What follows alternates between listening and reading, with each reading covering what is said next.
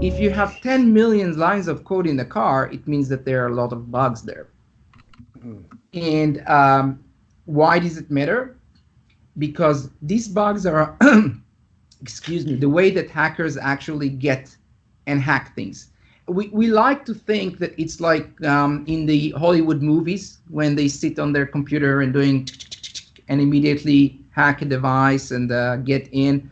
But in reality, what hackers are doing is that they start to examine this code, reverse engineer it, and see where somebody make a mistake or some of the programmer made a mistake. Now, what makes software even less secure is when it is provided from many different sources, and then it's combined together. And in these stitches where they put the software together, there are a lot of vulnerabilities happening because it's usually not very coordinated.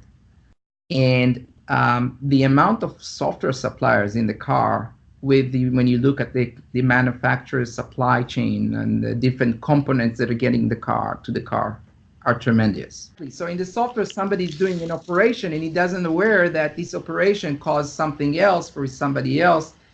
And the thing with when you have bugs when the car doesn't run, or they detect it in testing. But when you have a bug that just causes vulnerability that is dormant in the code, it's very difficult to find it. So more lines of code means what we call attack surface, which is bigger, because it gives more opportunities for the hackers to get. Sure. But once you add the internet connectivity, that means that potentially everyone in the world that have access to the internet can access the car. In order to find this vulnerability, hackers needs to understand how the code runs, how it operates. So they do what's called reverse engineering of the code. If the code is not readable and they cannot see what's going on and understand, it's very difficult for them to find these bugs that left. Because even when you try to clean it, the code, there will always be things that left. So we first make it very difficult for them to find it. But then if they find something, finding the vulnerability means that you got your foot in the door. But in order to do something that the car is not intended to do, you need to inject your own code. So if you think about it, a computer is something, or the hardware is something that is stupid, basically, and it just follow what the software tells it to do. So the goal of the hackers is to put a piece of software that he wrote there to tell this component to do something else than what it intended to. Right. Again, if we go to the image that we have of a hacker that immediately gets in and say, yes, I'm in, I got to the car. In reality, they find a vulnerability and then they try different things. It's a process that sometimes takes a month or even more to find out. And each time they fail, they crash, we detect it. And when you're talking about these groups, these hackers that are going after these vehicles, do you have any connection to know who are these people? Are they working organized? Are these just people that are bored and decide to do this on the weekends? Or is there any, do you have any information as to what these people are doing or why they're doing it? Yeah, give me just a second, Mark. I'll open up my Tor browser. I'll have an answer for you in just a couple of seconds. Well, it's a very good question, because we like to think about the hackers that will cause the cars to crash and cause major disasters. But actually, most of the hackers are looking for one thing. Money. Money. Information, yeah. So what are the things that they are trying to do, or these groups? It's usually not individual. You have researchers that are doing it, what we call white hat, that they are finding it and then report it. But and that's a lot of what you hear sometimes. But the one that are doing the trying to create or to make money, there are different ways that they can make money. The first one is the good old-fashioned just selling your information and your privacy. Most cars have a GPS and locator there. So if they have access to the GPS, they can say, all right, let me put a service. If you give me your VIN number of anyone that you know, I can tell you where they go, right?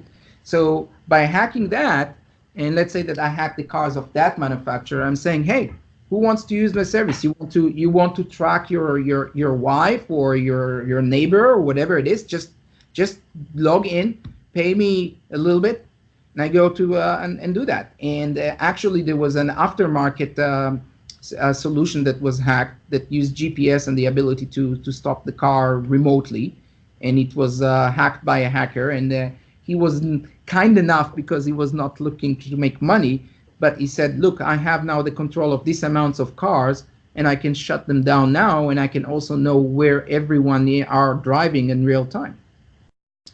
So that's one thing that they can do. This is the privacy. The other thing that they can do is what we call ransom or ransomware. Sure. And that's usually nobody admits it, and you will not know that it happened, because what we don't know about companies that are paying the ransom. What we know is when you track after hackers groups and tools to develop ransom, we see a big growth. So if there is a big growth, it means that there is a business. It means that somebody paid them. We just don't know. So the way that they work, let's say in a hypothetical way, because I don't have any information about specific car, but if I hack a car and I can get, let's say, can shut it down or do any other damage, if I'll try to do something that will kill people or get people injured, probably I'll have, the FBI, the Interpol, everyone going after me, and I don't know why will I do that. But Right. if I go to the security team of this company and I tell them, hey, this vehicle here that you have, look, I can do that. Now, if you don't pay me a retention bonus or whatever you call it, then I can do it to all Consulting parts fee. of that model, right? Here is a way that I can make money. Now, I'm not saying again that I have any examples specifically on an auto, but that's part of how they are doing it with different companies, how they extort them. But the part of the problem with ransom is that you don't know. Maybe what we are saying that somebody already hacked and got paid happened. It's just nobody will, no car manufacturer will go. Say, Hey, we just paid $1 million in Bitcoin right? to some. And again, I'm not saying Yeah. that it has happened, but what I'm saying that if it happened, we probably wouldn't know.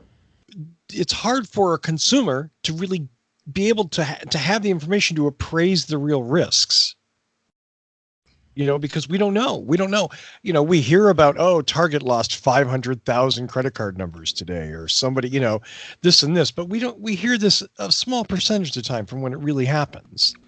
It's the tip of the iceberg. So if you can see the entire iceberg, but you don't know about it. So if you go to the, I think it's the EMF or the FBI reports, I don't remember now the numbers, but there is, it's public, the amount of money that is stolen electronically from the financial system worldwide.